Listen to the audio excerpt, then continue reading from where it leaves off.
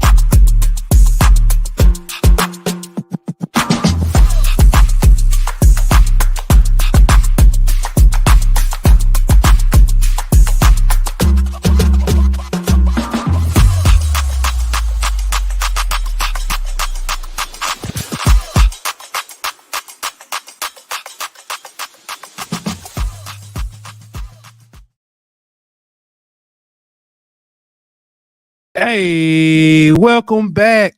Another hot episode of the Golden Boot. It's your boy Pooh Bear. In here by myself tonight, but we got a special guest to be joining us soon. First, I want to say light love, support and prayers to my good man, Aunt Marshall, Aunt Petty Murphy, and his family. Praying for you, brother. You know what I'm saying? This too shall pass. But I'm gonna hold it down for you. And keep this thing rolling. I hope y'all are ready tonight. We got a lot of good things to talk about. Nuss. We gotta talk about Nuss, man. He putting on performances, getting people a peep show of what the season might look like. Doing his thing out there at the Man and Passing Academy. We also know we're gonna talk a little bit about former LSU great Jamarcus Russell.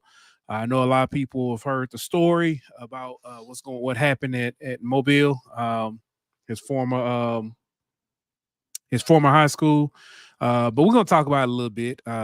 Just get a little context on things. We talked last week with Texas A&M.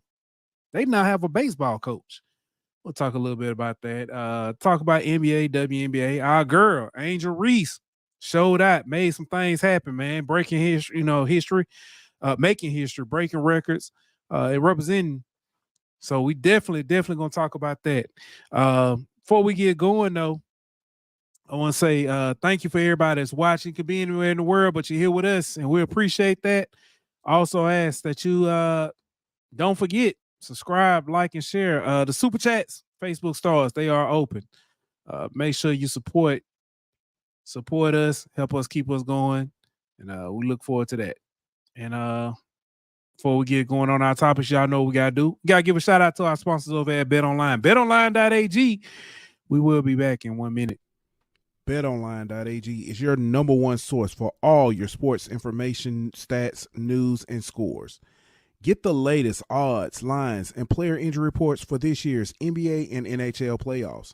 BetOnline is always your sports information headquarters. This season, we have you covered for all your sports wagering needs. We have everything from NBA, NFL, MLB, and NHL to golf, tennis, UFC, and boxing.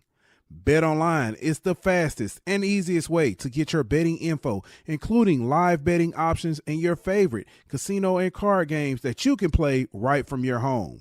Head on over to betonline.ag today or use your mobile device to get in on the action.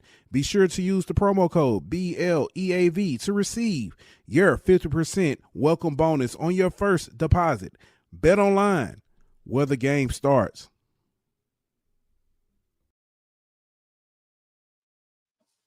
And we are back. Like I said, I want to open up. Let's talk about Nuss, man.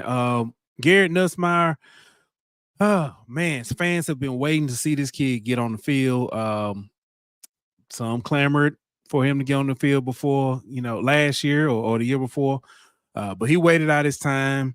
And I think it's going to be very productive from what we've seen, everything we've heard. From the day he stepped foot on campus, he was always a lightning rod, connecting with the other players, getting to know everybody, doing the TikTok, social media and stuff, just bonding, doing ROA routes on air with the other wide receivers, getting to know, building that bond. And it showed as he participated in the Manning Passing Academy. And although Nuss was there as a participant, other wide receivers join him. It's kind of become a little tradition that they join their quarterback. But Kyron Lacey, Xavier Thomas, Chris Hilton Jr., Carl Parker, Aaron Anderson, CJ Daniels, they were all there, in support as wide receivers. Speaking of that, Chris Hilton making some noise, really looking good out there, showing that speed, showcasing that speed. So I really hope that we can, keep him healthy and see him stretch that field. But yeah, Nussmeier. They said that the one of the hardest passes that you can do is that out route to the field side. Said he was making it look like he was doing it with ease. The article in 247 described him, said that everybody was impressed. He was the kind of the talk of the camp. Everybody was, nothing but good things to say about him. So it was very, very good showing. As LSU fans, we're very happy to see that, hear that. Also want to point out, although they did not participate, but Ricky Collins and Jelani Watkins both also made the trip. They were there in support. So man, this team, supporting each other, being there for each other. Man, it really stands out, says a lot about this team and how they feel about each other, the love that they have, the bond. This could be a real special season, really special season. We all know kind of where we lie, expectations on the defense, we will improve, how much, but nobody's kind of talked about the offense. Everybody's saying, what we lost, but nobody's really talking about the weapons that we do have that have remained, at least not enough. So, but I'm looking forward to seeing how that goes. It should be interesting. But moving along, man, this next story, I even have to go over this. Y'all know how I feel being from Mobile about Jamarcus Russell. Y'all know I don't allow any Jamarcus Russell, no 251 slander on Beyonce's internet. I'll not allow that to happen. But this story did pop up. Story about Jamarcus Russell being let go from his former high school or asked to step away. There was a lawsuit, or there is a lawsuit, or actually there are two lawsuits in place for him. I believe there's two, but I know there's a lawsuit and I think an inquiry or something about this donation that was made for Williamson High School, his former high school. I want to say this. Not all the facts have been put out there yet. The entire story, in my opinion, when I've read it, it didn't make a lot of sense on a lot of it. But a lot of people saw the headlines. They saw Jamarcus Russell's name attached, and of course, they put the picture of his Raider days up. As a matter of fact, the article I read, the very last line was, he is widely regarded as the largest bust in NFL history. One, Ryan Leaf must not exist. But hey, I'll digress. Two, that had nothing to do with what's going on now. The person that I know in Jamarcus from seeing him from afar, playing against him in high school, that does not sound like him. I'm not saying it's not past anyone's character to do such things, but it does not sound like him. A lot of the story has not come out yet. A lot of things don't make sense. For instance, they said that he was able to cash the check, but the guy who wrote the check put a stop payment on it. So, that is kind of fishy. Also, the guy wrote the check directly to him and not to the high school. if it's a donation for the high school. But nobody's talking about some of the nuances. They just see the headline and roll with it. Sounds good. I don't know fully what's going on. I just know that I think we should be slow to judgment in this one until we find out more facts. As of late, we've seen a lot of these wild stories about athletes come out, and then when the full story comes out, we're all looking, with the face, and having to apologize and say, "Oh man, that wasn't what I thought it was." So I don't know for certain, but like I said, a lot of things just don't sit right in that story. They don't sound right, but hey, that's the world we live in. Also, they kind of made this seem like this just happened. This happened 8 months ago, if I'm not mistaken. I think the lawsuit may have just kind of gotten a lot of notoriety. But he was asked to step away from the team like 8 months ago, back last year and during last season. That's part of it. So and also him being away from the football team is not necessarily tied to this. They haven't, the school hasn't said that it's tied to this.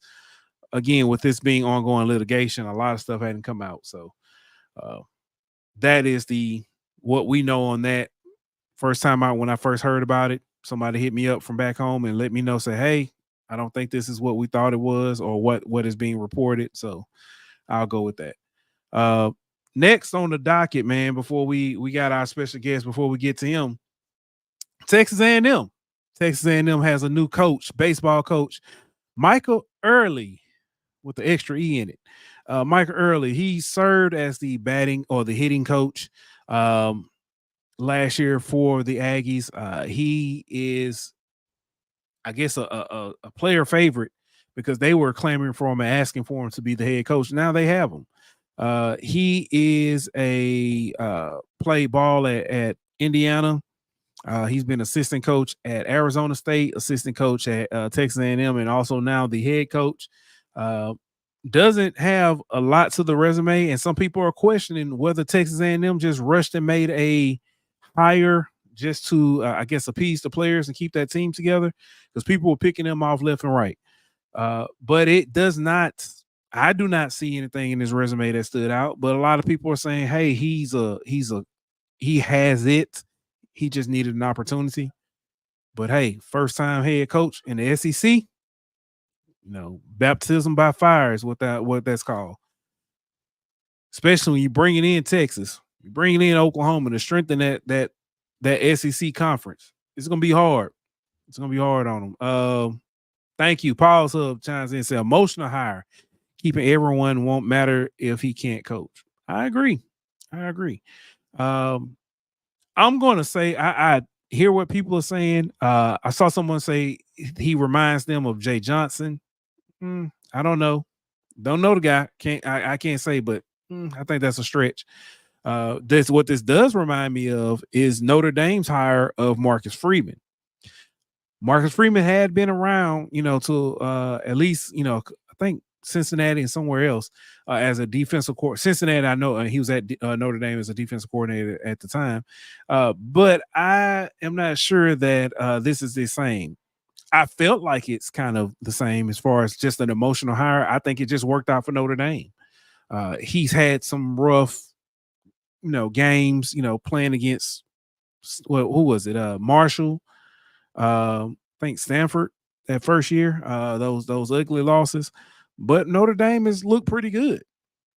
I have to give them credit for that. Although it was an emotional hire, it was turned out to work out in their favor. Now we're early. Work out for Texas A&M. It's good. It's a good question. Schlossernagel, we know, left them high and dry at the altar. Literally made it to the promised land. We'll see. We shall see. But man, let's go ahead and get to it. I've been excited, waiting for this young man to come back, join us. He's like, it's funny. When I talked to him, he says, "What's up, Mister?" I'm like, man, don't call me that, man. Come on, man. Come on. I know, but appreciate it, man. He's like a little brother, man.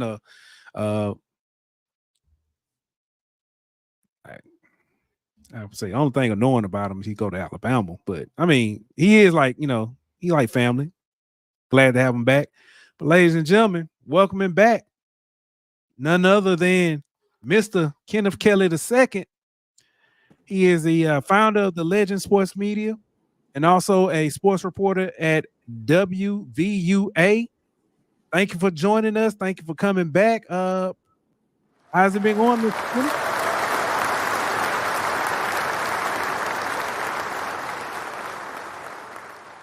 Talk about tonight, man.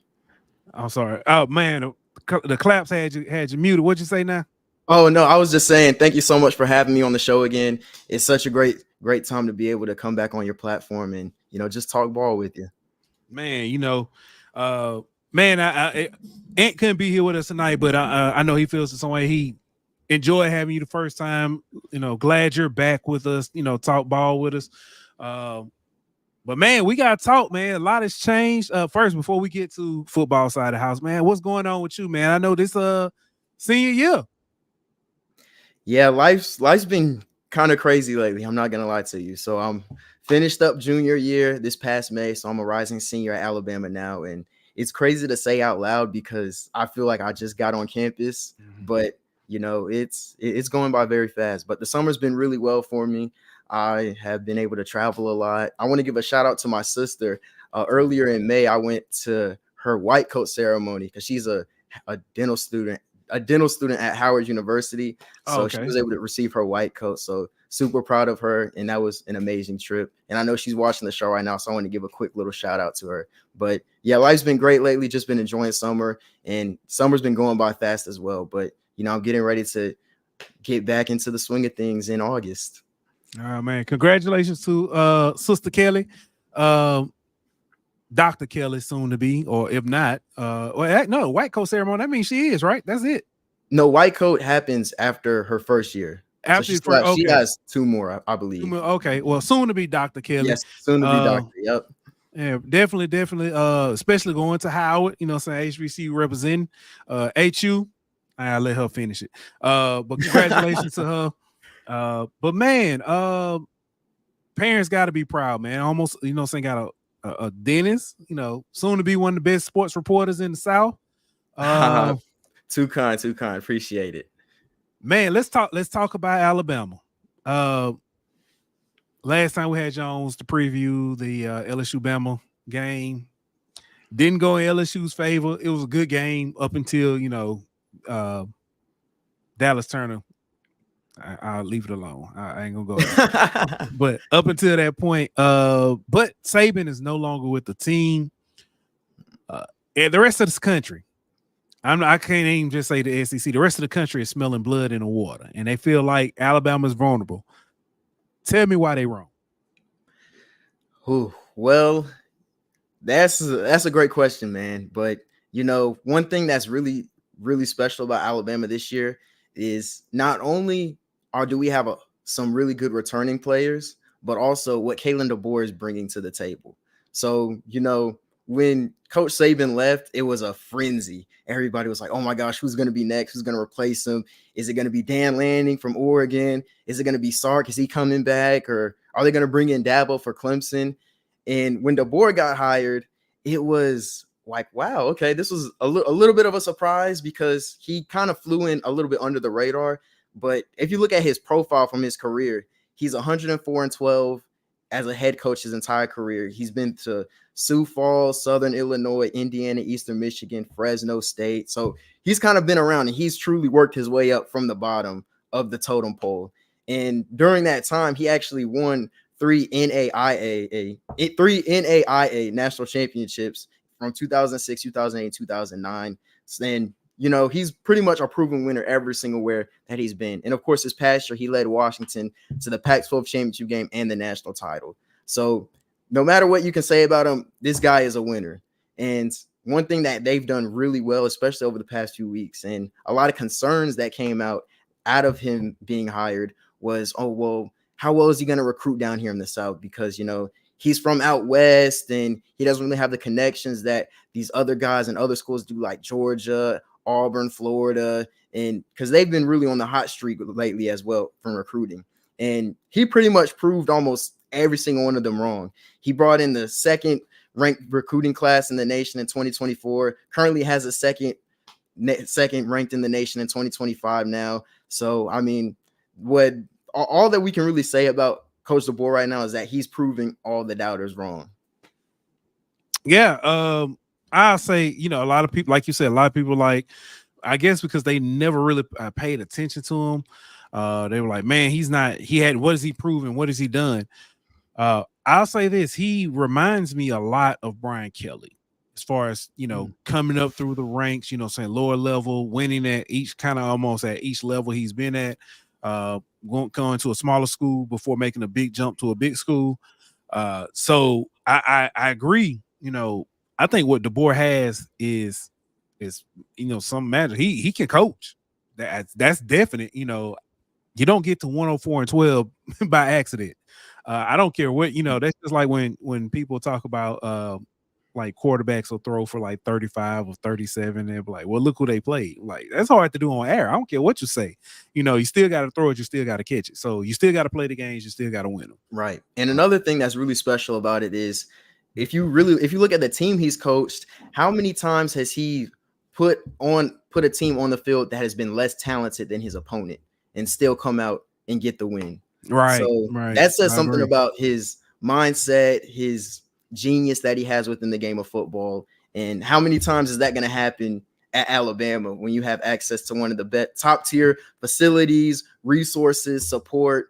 I mean, almost probably next to none. Maybe you could throw in when Alabama faces Georgia from a talent perspective. Maybe Georgia has the upper hand, but across the nation, Alabama is probably one of the top 2 or 3 teams in the country from a talent basis. So he's going to have the upper hand in almost every single matchup that he plays. Of course, like I said, outside from maybe a Georgia or a Texas, but then again, he has all the pieces in front of him to be successful is essentially what I'm trying to say. Oh no, that's very fair. Very fair. And actually a great point. One thing I think about DeBoer, and when he was hired, I was like, oh, great, saying good hire for Alabama. But I was like, as an LSU fan, as an opponent, I was like, okay, I'm good. And it wasn't necessarily a shot at DeBoer. It was just more of a elation that is no longer Saban.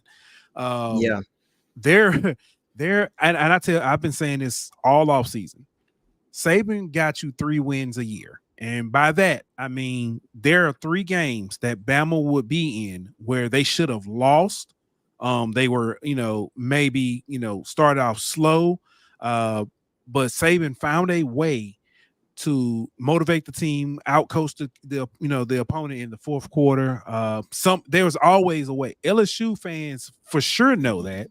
I hate to bring it up, the TJ Yeldon screen pass in 2012. Yep. There was I think it was like 2016. There was another one where LSU was up. They forced a fumble late in the game. There was a phantom unsportsmanlike penalty call, pushed them back. LSU ended up kicking the field goal, was up by 3 with like a minute left. Saban found a way to drive the field, kick the field goal, and get it to overtime. And then I'll bring up, look at 2022 when LSU again was up and ended up going up by 3 late in the game. Alabama finds a way to get down and force overtime. Now that LSU ended up coming out with the victory, but LSU fans had seen that play out several times. Right. Multiple times, especially in Death Valley. Yes. Yes. Heartbreaking. I say all that to say this. As good as DeBoer is, that experience is not there on the sidelines. And I'm not saying he can't do it, but Saban had a way of doing it that I don't think DeBoer has yet. I think he's getting there. I don't think he has yet. So like coming to Death Valley this year is going to be one. I'm not predicting. I'm not saying, saying LSU is going to blow them out, but it's going to be, I think it's going to be an experience being there for the first time as a head coach. Same with Milroe coming in as a, starter for the first time. So that's just how I look at it. And I'm sorry, I know that might have been rambling, but That's No, just you're how I good. kind You're of look at good. it. But no, you brought up really good point. And when you look at the outlook for the season, that 3-game stretch that we have at Tennessee, host Missouri, and then at LSU, like that's gonna be a gauntlet of a 3 weeks that we have. And to your point, it's gonna be the first time that DeBoer is gonna be in Death Valley. Same first time with Milroe starting out in Death Valley as well. But hopefully having Tennessee and Mizzou can help prep, quote unquote, prep them for that ahead of time. But Yeah. I mean, it's Death Valley, and it's more than like going to be a nighttime primetime game. So it's unlike anything that we're probably going to ever see, just like it was in 2022. All right. So let's talk about this. When, and I keep going back to when Saban retired, because that's kind of where the change happened. Saban retires. A lot of players jumped into the portal. Yeah. A lot of people, a lot of recruits decommitted. You got a chance to DeBoer to get in, talk to some of those recruits that came back. Ryan Williams is one that stands out. He decommitted, came back, stuck with his commitment. Proctor left, came back. You do lose Downs. You do lose Julian Saying. I think that's Julian Saying, Isaiah Bond. Yep. Yeah. So, what have you guys been able to bring in or bring back to this roster? Yeah. So when I really look at the exodus that pretty much happened once Nick Saban left, we lost 38 players in total. So that's including transferring, and we also lost a few to the NFL. But I kind of like to call it addition by subtraction, because we also added, not only did we lost a lot, but we also added a lot in a ton of talent. Like you said earlier, Ryan Williams, not only him staying with his community, but also reclassifying so he can get on campus early. I think that was a huge win, especially with him being one of the top recruits in the country. I think it was the top rated wide receiver as well. So that was huge. Caleb Odom, he was tight end that came and stuck with his commitment as well. That was a really big one. And I was actually at a press conference this past spring where Coach DeBoer was talking about the impact that Caleb Odom has had. And he was given a 2-minute drill situation. They were in the red zone. Milroe throws a corner fade up to Odom, and he goes up and gets it over 2 guys. And keep in mind, this kid should still be technically in high school at this time. He's joins the college team early and is out there and performing. And the tight end position is something that I think under the Saban era wasn't utilized to the best in those later years. Like I know we had OJ Howard under the Kiffin era and a little bit of Jaleel Billingsley under Sark in 2020. But for the most part, we really didn't see that tight end being utilized that effectively, which the tight end is going to be a position that gives you almost one of the most mismatches on the field. So him being on the team, that's going to be really great, especially with DeBoer and the offensive mindset that he has. I think is awesome. And then some of the transfers that we're bringing in, like Keon Sabb, the safety from Michigan, a guy that made a few good plays on us in the Rose Bowl, but he's wearing crimson now, so I can roll with him. He's going to be a really big one. And then Damani Jackson, the corner from USC. Those are 2 really big guys that are really going to impact the defensive side of the ball, especially because in the NFL draft, we lost Dallas Turner, Kool-Aid McKinstry, Terrion Arnold. I mean, those are some of our biggest defensive stars that we had this past year. And in the secondary, we're going to need some veterans to really step up. So having Keon Sabb and Damani Jackson transfer in, that's really big. And then another one, LT Overton from Texas A&M. He's going to be a monster on the front along with Justin. So they're going to do some really incredible things. So I know we really lost a lot of talent, like Caleb Downs. I hate that he left. Isaiah Bond, who made the 4th and 31 catch, hate that he left and went to Texas. But, we're adding a lot of really good talent as well. And kind of like I talked about earlier, the pieces are all pretty much there for DeBoer for him to be able to succeed this upcoming season. Right. Correct. Right. Speaking of that, let's stay with I know you talked about the additions and some of the guys you lost. What position group worries you the most as far as on this team, this roster? Wow, position that worries me the most. They don't necessarily have to be bad, but it's maybe a position group where you're like, I got a few questions about them. I would say right now it'll probably be the wide receiver position. And the only reason why I say that is because we don't have that veteran wide receiver coming back to be able to say, to point out and be like, that's going to be the leader for this year, if that makes sense. Yeah, so I know we have like Kobe Prentice, Kendrick Law, like all those guys are absolutely amazing, very talented, but very Isaiah, fair.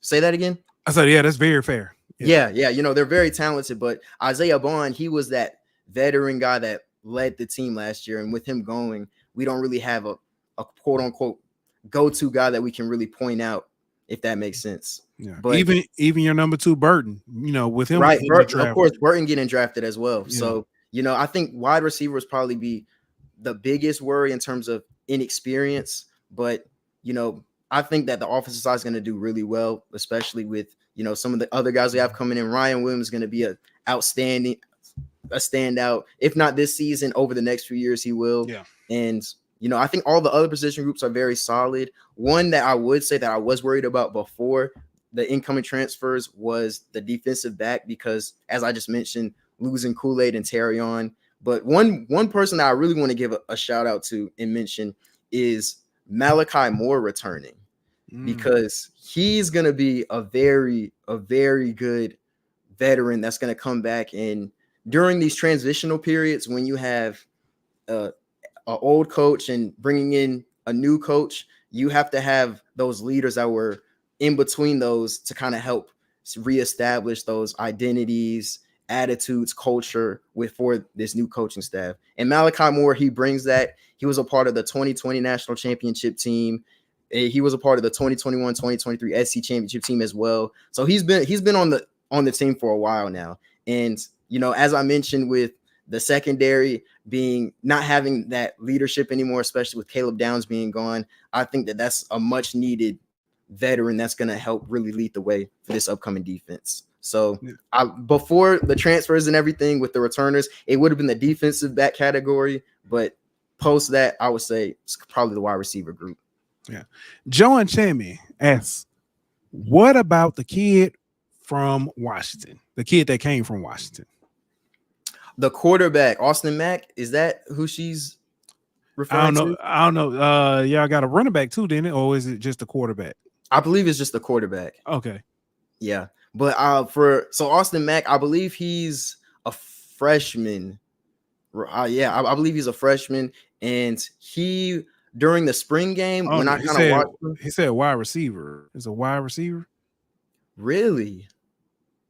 Wide receiver from Washington. Came from Washington. Hold on. Yeah, I'm looking at the roster now. I'm see if I don't remember a wide receiver. I remember the quarterback. I thought y'all got a running back as well from Washington. Let's see here.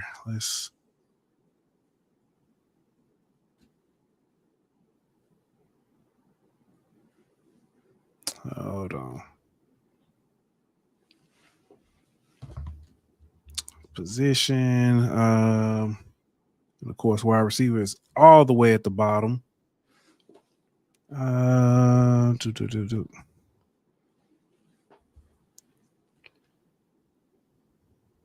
looking. I don't see one. Still looking.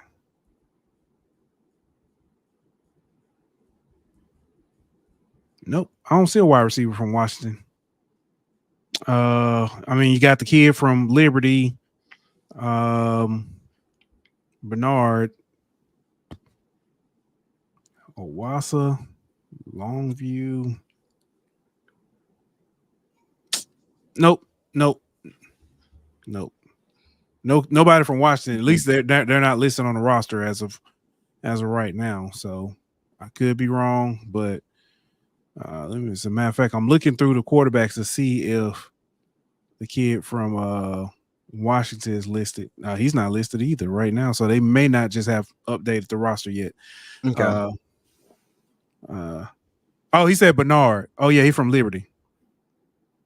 Oh, Jeremy Bernard. Okay, yeah. I know he's expected to be a really good standout this upcoming year. I think he's projected to be a starter as well, if I'm not mistaken.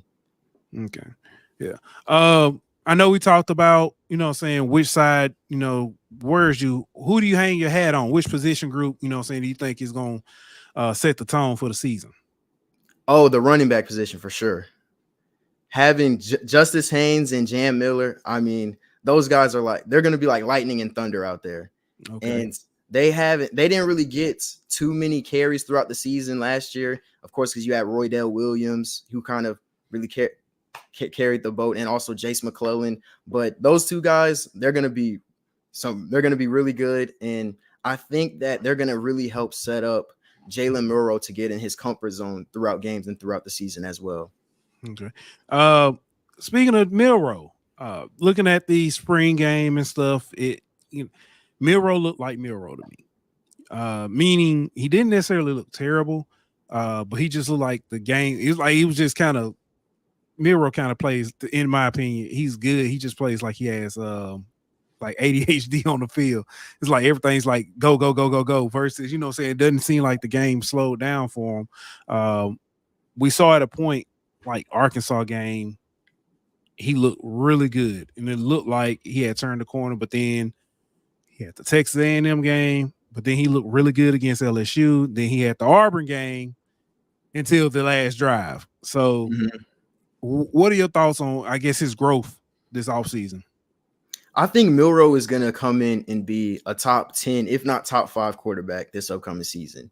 And the reason why I say that is because the head coach we're bringing in, Kalen DeBoer, I kind of little nickname I have for him is a quarterback whisperer, especially with what he was able to do with Michael Penix from his transition between and his growth from being quarterback at Indiana to Washington. I mean, if you look at the tape from him being at Indiana and Washington, it looks like two completely different players. So I think that within this offseason, I think Milroe is going to really develop himself into becoming more of a passer and being able to go through and read defenses. Now, that's also going to really help set up his most dangerous attribute of them all, which is his legs. And reports say that he's one of the most fastest players on the team, which watching him play, especially over the past year, and I know you saw during the LSU game, I probably wouldn't doubt it as well. So I think Milroe is going to come in. I think he's going to be outstanding player, is developing his passing, going through his reads. And I wouldn't be shocked to see if he ends up on a Heisman ballot at the end of the season.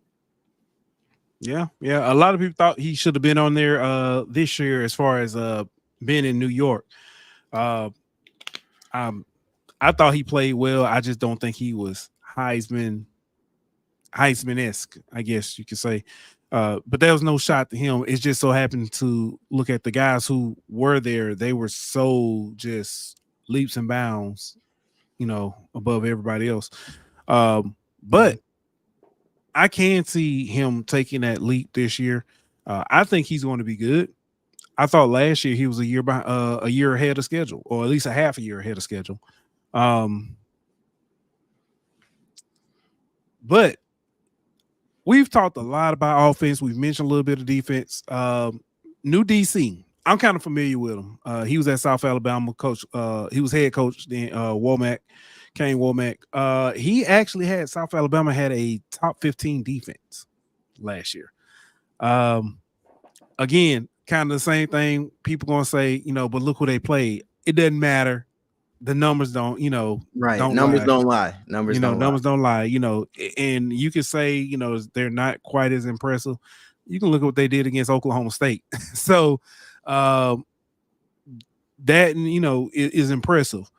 Any concerns there, though, that maybe he might be above his head in Tuscaloosa? I don't think so at all, no.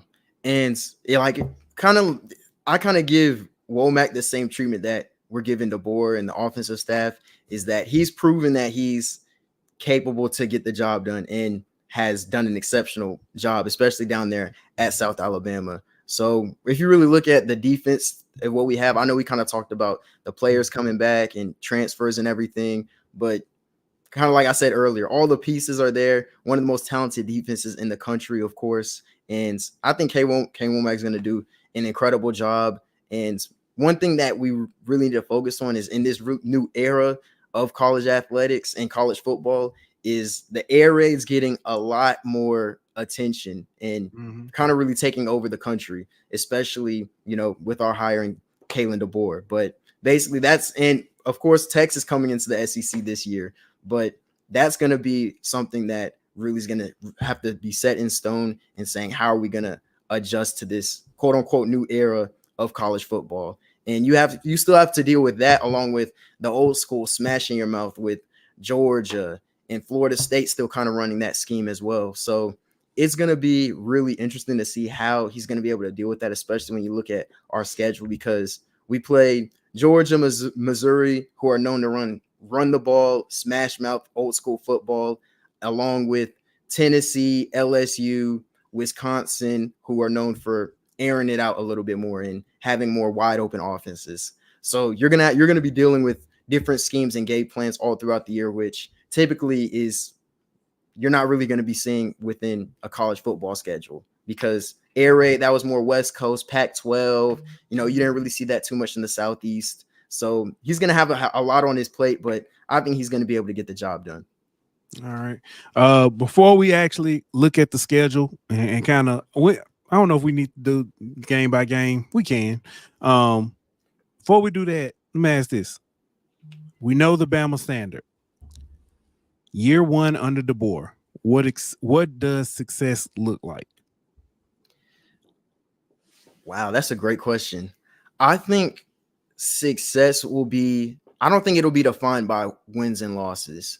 And what I mean by that is if we come out 9-3 or 8-4, but you can still tell that the culture is still there within the locker room and within the fan base, then I would still call that a successful season. But, if you're coming out there and you're losing games and the board doesn't have control of the locker room and the culture's kind of falling apart, then I would say that that's an unsuccessful season. But I wouldn't kind of base it on wins and losses, which is what I think a lot of fans and a lot of people that love college football are going to do, especially when you're taking over for one of the greatest coaches of all time. But I think it'll be based on a cultural and a support standpoint within the locker room. All right. Oh, clarification. Jeremy Bernard, his high school is actually named Liberty, but he went to Michigan State, Washington, and now he's at Alabama. So he was that's who they were talking about. That is the same guy. But yeah, Gotcha. Yeah. Now, before we move on, I kind of want to really quickly touch on Nick Saban retiring and the environment that we had on campus. So basically, just kind of give you my point of view and my story. It was January 10th. I remember like it was like the back of my hand. It was the first day of classes, and I was, chilling, hanging out with some friends. And I even went back to the fraternity house, and we were just hanging out, talking about our new schedule, catching up with some old friends. And like while we're at the Alpha House, we get a notification on Twitter, and it says, "Oh, Nick Saban retiring." And we're like, "Oh, they say this every year." Like, "Oh, it's no big deal, whatever." And then I checked the byline, and it says ESPN, and I was like, "No way, this is happening." And then I started texting and calling everybody, and we were like, campus was really in a frenzy for a second. Like everybody was just in shock.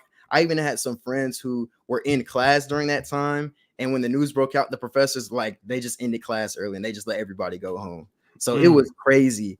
And during that evening, I actually took it upon myself where I brought my camera out and I went around campus and around the city. And I started doing interviews and just getting people's reactions from what happened and how they felt about Nick Saban retiring. And overall, it was just utter shock. But people were just, the overall theme, what I'm trying to say is that many people were just thankful that the good times had happened. And, you don't really get to see a dynasty like that, especially for your school and for your team every day. That's a once in a lifetime opportunity. And so one of the interviews that I really remember off the top of my head was these two older gentlemen. I was right there next to the basketball arena, Coleman Coliseum. And I talked to them. And one thing that they really pointed out was the influence that Coach Saban had on his former players. And, one thing that we don't really talk about enough is what is a coach's job? Is it to go ahead and scheme to win games on Saturdays? Like, is that all that he does? But at the end of the day, a coach's job is to look out for all of his players on the team. And, when you're bringing in 18, 19, 20-year-olds that are out there on the field making plays, and, let's say an 18-year-old DB gets burnt for a touchdown and they end up losing the game. everybody on social media is going to feed him to the wolves, call him all kind of names and everything. Mm-hmm. But it's that coach's job to make sure that he takes him under his wing, instill values and principles into him, and, you know, make sure that he's making great decisions, not only just on the field, but also in the classroom, in his everyday relationships and things of that nature. And they really talked about how, you know, Nick Saban was really great at turning young men into future husbands, wives, and husbands, fathers, and, you know, future business owners.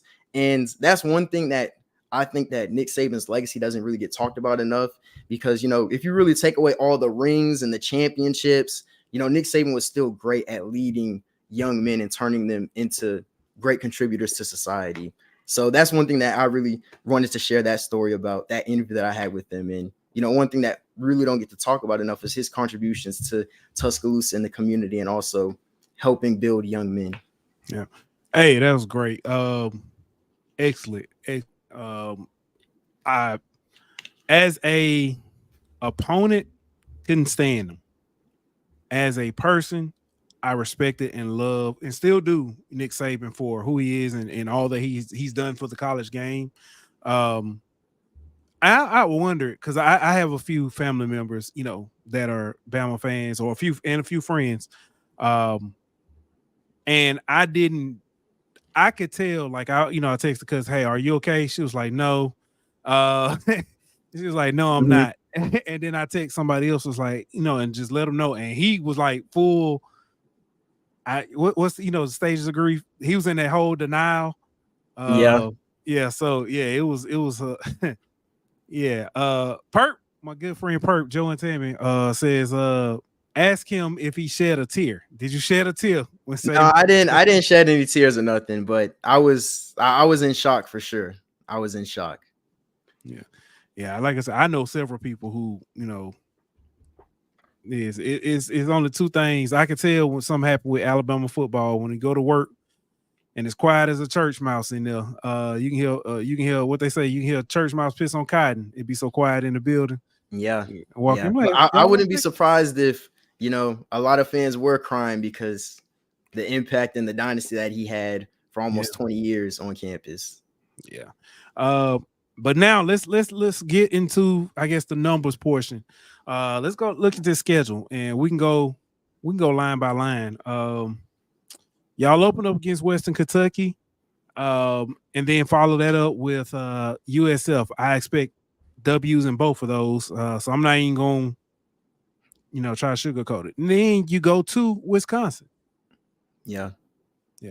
I think Wisconsin is a tricky game that I think a lot of people overlook when looking at our schedule. I mean, Wisconsin this past year, they weren't the greatest. They had some inconsistent quarterback play, but they were still a really good, solid team. And, you know, I think that it's going to be a pretty good matchup, especially traveling to Wisconsin. They have one of the greatest traditions in college football, jump around, and that atmosphere is going to be completely different than what we're used to in the SEC. So I think it's going to be a tricky game, but I don't think we're going to have trouble and a struggle with getting the win up there. All right. Next up, you got Georgia at home. Yeah, that one is marked on everybody's calendars. I expect both teams to be undefeated up until this point. Georgia, they have, you know, there's not too much to say about Kirby Smart, but one thing that I will say about this game is that this will be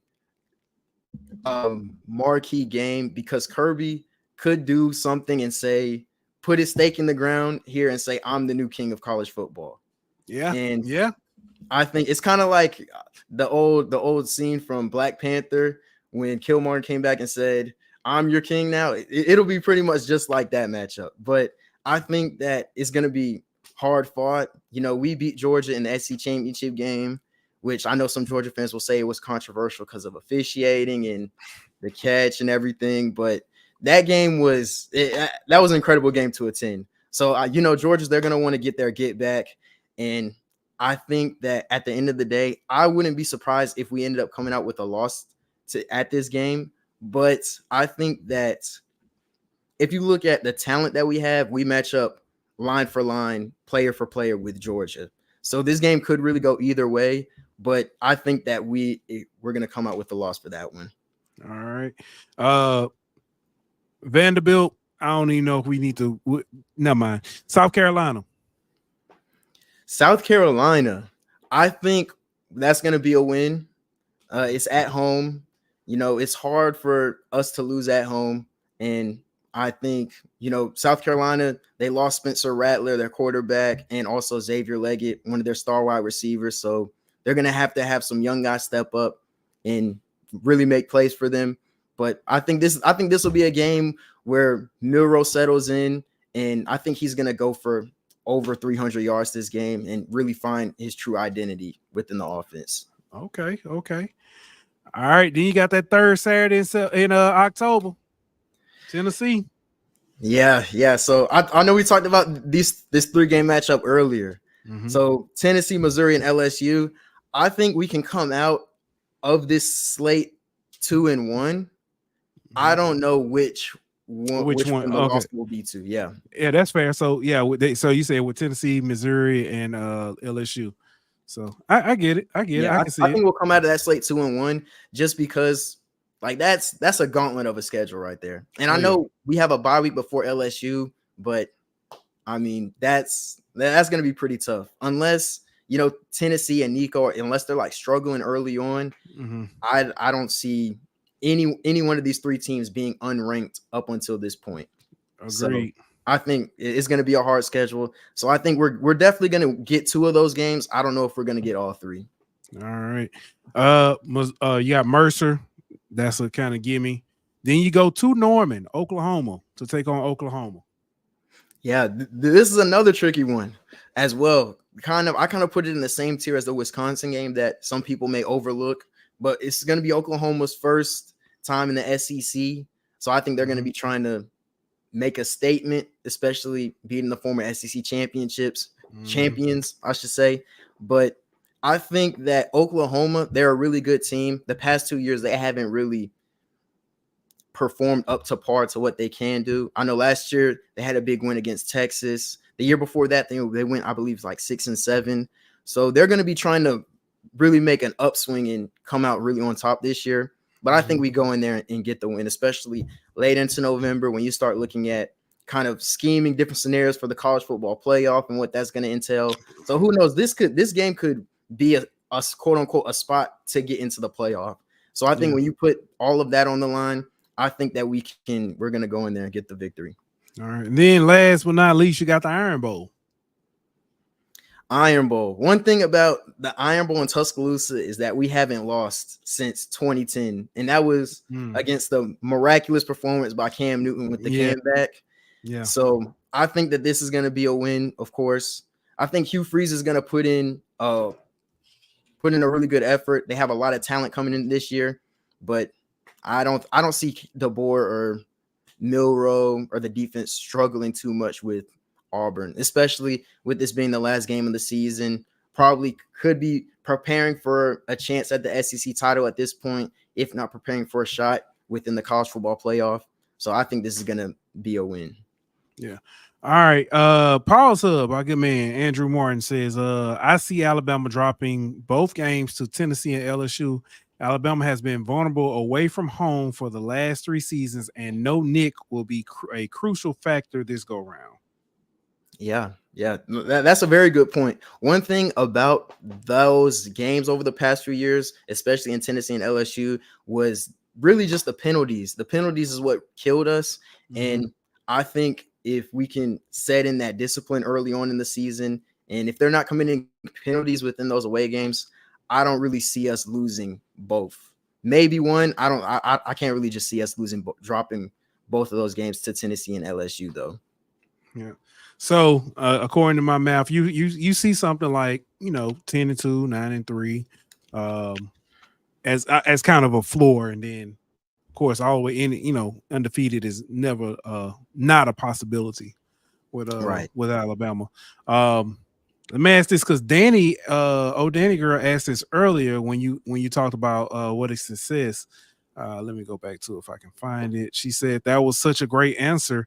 And I agree about the culture defining the success, but will your fans be okay with 8-4? That's always been my question about this. Whoever, and it was before DeBoer. It didn't matter who was gonna come in, behind Saban. Yeah, I think that's a really good question, but it depends on how those 4 losses are. So if there are 2 games where we're getting blown off the ball and we're losing by double digits, then I think it'll be some unrest. But if we lose 2 games by a penalty flag or a missed field goal, and then the other 2 games are really close or going to overtime, then I can't really see of course, fans are going to be upset because we haven't had a 4-loss season since 2007 it was. So of course we're going to be upset, but I think it'll be more bearable depending on how those losses are. But kind of like I said earlier, if he still has the support of the fan base and the culture is still instilled at Alabama during that time, then I think they're going to be completely fine. I agree. I've always said that it's more or less to me. There are going to be those fans that have gotten spoiled because hey, y'all have had 10-2 seasons or 11-1 seasons, and fans have complained. So, right, it'll blow over. Right. Kenny G, I appreciate you all as always, my brother. Before I let you go, I've been asking all our guests this question. I don't even know if you were even old enough to even play NCAA when it was out the first time.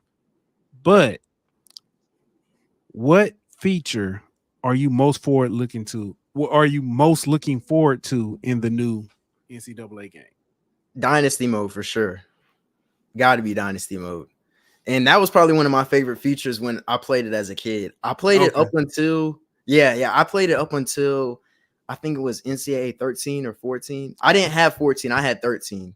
I had it right before the last one. But yeah, that was probably one of my favorite game modes. And Road to Glory was awesome as well. That would probably be my second favorite. But yeah, I think there's a lot of hype around this upcoming season. Like I didn't even get to think about the video game, but expanded playoff, Texas and Oklahoma joining the SEC, the video game coming out and dropping in what is that? A few weeks, isn't it? Less than weeks? it's less than 3 weeks. Yeah, the video games dropping in 3 weeks. So this is going to be an exciting year for college football, an exciting new era to be going into. So I'm really looking forward to it, and I'm excited about it. Oh man. And I couldn't remember. I know you're younger. I didn't know if you played when you were younger. I played it a little bit when I was a kid. Yep. Yeah, because it's funny. My son, my youngest, wasn't born. Wow, really? Yeah, he wasn't born. And the other kids were too small to even play or even think about PlayStation or whatever. So yeah, it is what it is, man. Looking forward to it. But man, Kenny, as always, man, I appreciate you coming through. We definitely have to get you back during the season so we can talk. Oh yeah, most definitely. Talk more. Might have to, after a big matchup. I gotta look at y'all schedule. After that Wisconsin or getting ready for that Georgia game, we have to bring you back in and see how you feel. Then we'll have something to base it off. Then we can look at it. We will. So. We can pull up the old tapes and analyze, strategize, and everything. Yeah. So yeah, I'll be looking forward to it for sure.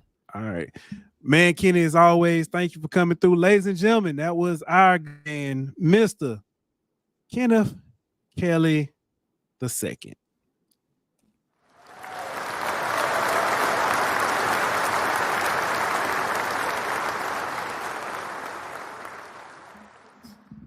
Oh man, I always enjoy talking to him. He's so nice. He's just so nice. That's how you can. He's so nice. Great kid, man. I say kid, but great young man. Y'all think I'm playing, man. That dude is gonna be amazing doing sports down here in the South. But man, let's move on. Talk a little basketball. I said we was going to do some NBA talk. Detroit Pistons have a new head coach, JB Bickerstaff. He was most recently, he was the head coach for the Cleveland Cavaliers. Led them to back-to-back NBA playoffs. He was fired again earlier this. But he's been in the coaching realm since 2004. He's been an assistant at Charlotte. He was an assistant for the Minnesota Timberwolves, an assistant for the Rockets, then later became an interim head coach in the 15-16 season. He was an associate head coach for the Grizzlies in 16-17. He was the head coach of the Grizzlies from 17-19, and then he was assistant and associate head coach from 19-20 with the Cleveland Cavaliers, and then of course from 20-24, when he was just recently fired, he was the head coach for the Cleveland Cavaliers. Not sure how y'all feel about that. I think it's a good pickup. I think it's a good pickup, decent pickup. We'll see. I mean, it's Detroit, so I don't know what to say. So, yeah, Splash Brothers are no more. Somebody check on Chris. Yeah, Clay. Last I heard, Dallas. I don't know if it's finalized, but look like Dallas might have jumped in and picked them up. But yeah. Next, man, I do want to talk about this because the jokes were flying. Bronny James drafted by the Lakers. The jokes were flying. All kinds of jokes about LeBron and his mama with Delonte West and all that kind of stuff. But man, all jokes aside, and me and Ant kind of talked about it a little bit, or at least said something on Thursday. Congratulations, man, on one on getting drafted. What a momentous occasion. Be the first father-son duo to play together. I know we will see it. Don't know how long we'll see it, whether he's on a 10-day or the two-way contract or however they do it. But man, that is monumental. But I do know a lot of people had a problem with it.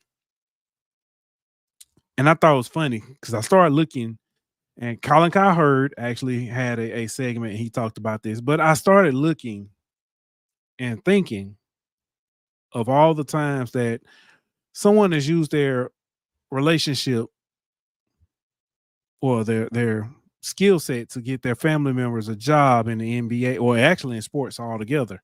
Giannis Antetokounmpo, his brother, I think I don't even know his brother name. He on the bench, just looking strong, sitting on the bench, on the end of the bench, looking strong, ain't doing nothing, can't hit a layup, can't hit a jump shot. He's just on the team because his brother. Nobody really says anything, but that's there. Jerry Jones got all his kids working for him. They executives and vice presidents and assistant to this, a VP of this, CEO, COO, and all this kind of stuff. And look how Dallas is run. Nobody's been complaining though. So, hey, there's another one. The Lakers. Somebody talked about it. Most sports franchises, when the owner passes away, that franchise gets passed right down. If you look in most franchises, they've got their kids already working or something like that. So, yeah, I think LeBron just played the system. Congratulations to him, and I don't know what else to say. Next up, man, Angel Reese. I know I told you I was going to talk about it. Congratulations are in order. Angel Reese became the first, not rookie, the first WNBA player to have 10 straight double-doubles in a single season. Congratulations to her. I remember all those tweets, and I got receipts for people saying that she's not going to be good. She's going to be a role player, a bench player. She's not going to be good. She's going to be one-dimensional, yada, yada, blah, blah, blah. Look at you now looking silly and stupid. Angel Reese has done a phenomenal job. She's grown in the system. I'll say the same about Caitlin Clark. A lot of y'all owe Cheryl Swoops an apology because she told y'all this was going to happen. But Angel Reese, man, congratulations to her. I think I don't know if it's going to happen because it was close today. It was close. It came down to a free throw at the end of the game with like 30 seconds left to get her this record. But I think I have to look at their schedule. I think she can keep it going, and at least get to about 15, 20. So, yeah, that is congratulations to her. Next up, man, I want to talk about UFC. Alex Pereira. I don't know if y'all heard this story. He actually used Instagram to beat his opponent. You heard me correct. Alex Pereira was looking at Instagram as his opponent, Pereira. I ain't gonna try to pronounce his last name. Y'all can look it up. But he noticed in his warm-ups that he had this tail. He would drop his hands at a certain point, like in a movie he was doing, he would drop his hands. And when Alex noticed this, he talked to his corner and said, "Hey, let's add the head kick to our repertoire tonight." Sure enough, he added it and it worked. It worked. It was exactly what he needed to get the knockout. And bam, he was out of there. So keep telling y'all, quit trying to put everything on social media. But that's about all I've got for tonight. We are definitely keeping a watch on the Olympics and stuff. Before I get ready to get up out of here, hold on, let me open the phone lines up. We'll open the phone lines up and take some calls. Hold on, give me 1 second, get this set up. Uh-oh.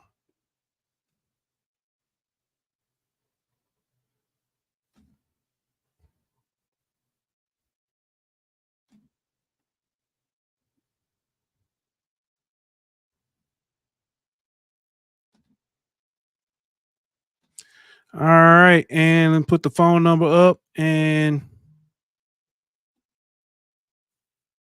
there we go. 225-308-1234. 225-308-1234. Give us a call. Tell us what's on your mind. Yeah. Paul Sub says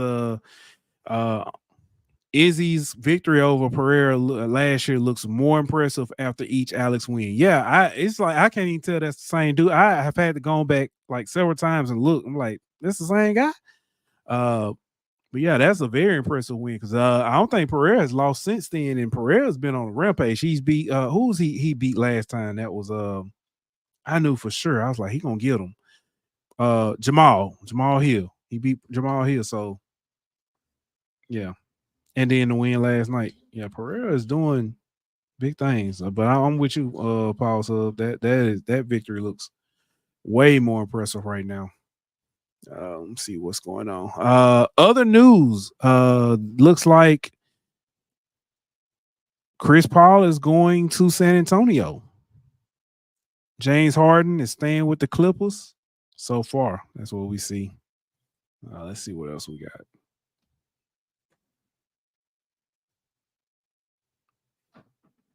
Wow. The Wizards and the Valanciunas agreed to a 3-year, $30 million. Those are three names: Valanciunas, Klay Thompson, and Harden. Those are three names that the Lakers were. There was big buzz around saying the Lakers going to try to go after them. But wow, all three of those guys are pretty much agreed to other deals. Kevin Love's returning to the Miami Heat on a 2-year deal. Let's see what else is buzzing tonight. I don't even know what's going on with the Olympics, the trials. Of course, Simone Biles gonna be there. She'll be there. I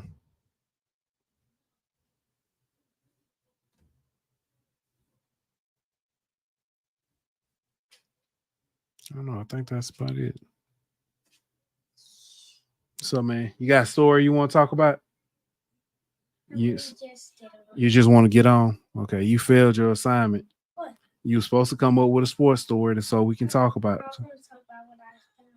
You going to talk about what you found? I'm going to talk about what I know. You going to talk about what you know? Okay. Yeah. I'm going to sub for Ant. Okay. You can sub for Ant. Huh? But Ant actually has topics. Okay, still. Okay. I can be. All right. What you got for us tonight, Mr. Dillon? What's going on, man? Nothing. All right. Now somebody else was talking to. They said, "What up?" All right. All right. So what you say you gonna talk? Mommy called. Mommy called you. Okay. Tell mommy you trying to do a show. Don't tell her that. Y'all, I'm finna get in trouble. Oh man.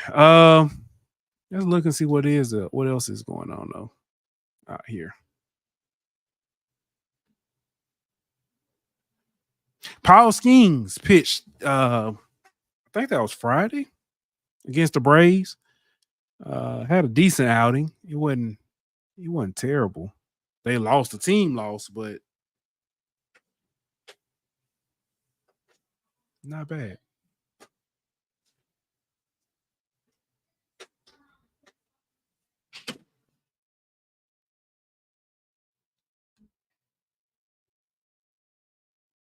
Oh yeah, football. We are less than a month away. Well, just over a month away. Houston, Chicago, August 1st in the I think that's the Hall of Fame game. Hall of Fame preseason game. See what else we got.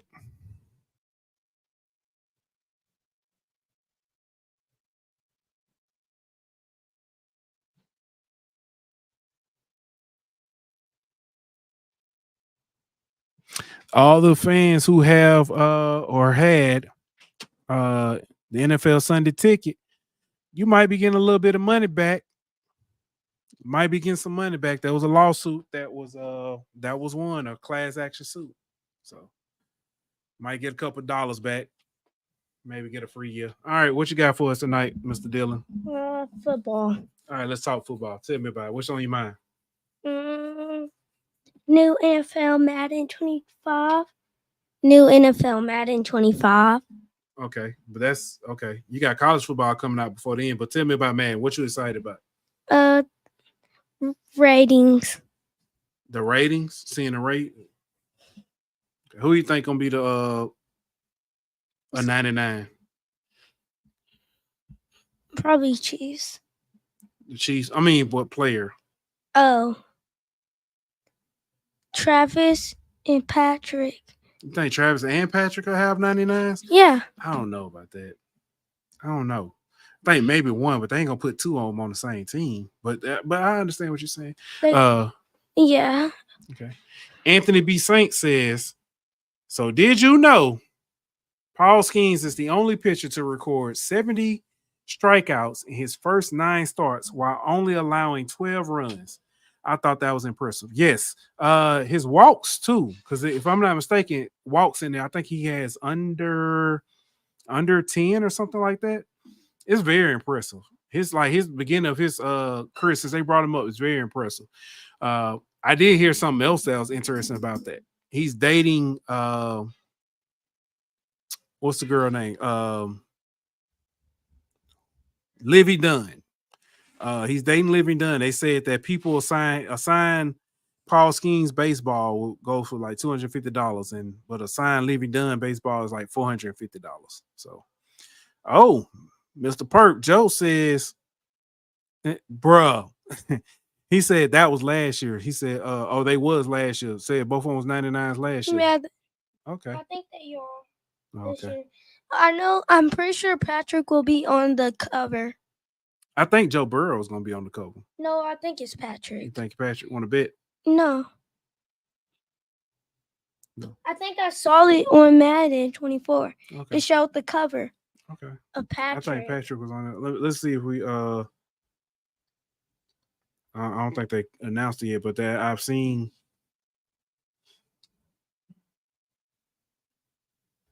Let's see. Oh, Christian McCaffrey. I think no. That might have been was revealed as the cover athlete for Madden 25 on Tuesday. There you go. We both was wrong. I was closer. You were closer. How you was closer? Because I was closer. They both have red in their team. Oh, whatever. This is old. I think this is old. I don't think this is. Yeah, this last year. No, that's it. That is this year. Yeah. Okay. All right. Christian McCaffrey. There you go. I don't know. Anthony B say we don't want Joey B on it. Don't want need the Madden curse for Joey. I think he can break it. I think he can Oh break yeah, the I curse. know the Madden curse. What's the Madden curse? Every time like a player's on the cover, they either get hurt. I think.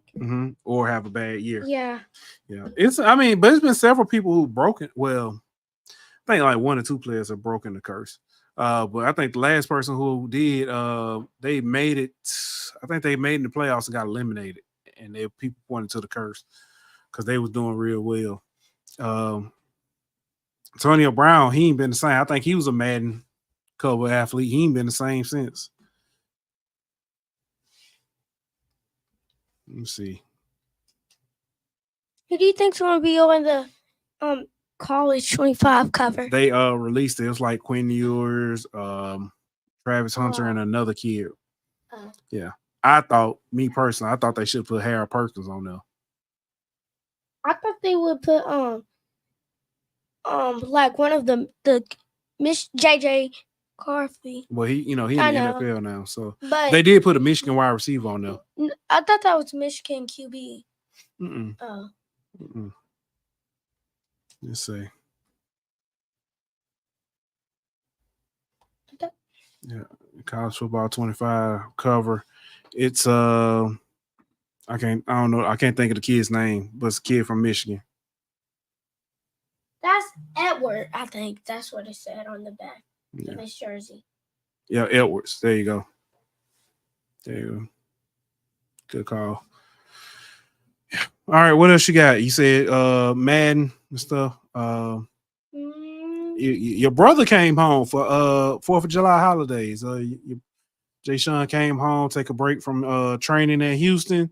You beat him in Madden last night in a close game. He was excited. Yeah. Yeah. Okay. That's good. Yeah.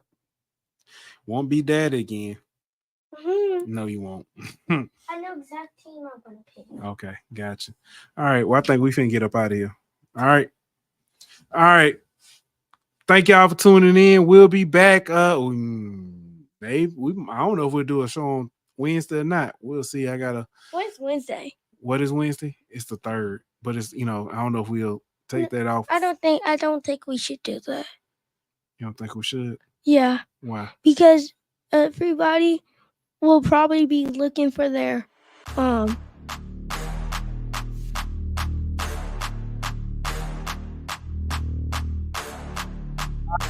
We'll be back. Like that. We out.